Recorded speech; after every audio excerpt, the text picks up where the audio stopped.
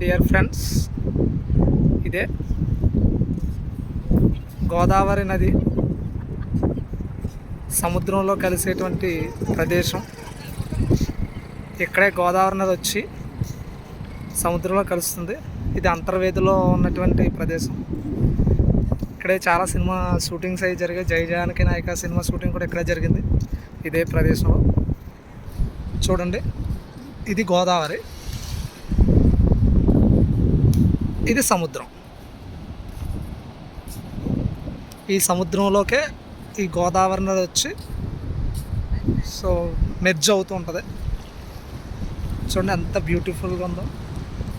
కనిచూపు మేరలో మొత్తం అంతా సముద్రం, గోదావరి కనిపిస్తూ ఉంటుంది. మనకు అదంతా సముద్రం లాగా ఉంటుంది, కానీ అదంతా సముద్రం అండి.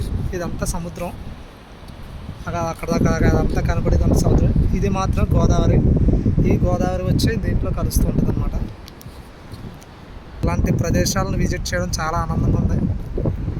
సో మీరు ఎప్పుడైనా ఈ ప్రదేశాన్ని విజిట్ చేసినట్లయితే కామెంట్లో మీ ఒపీనియన్ మాకు షేర్ చేయండి.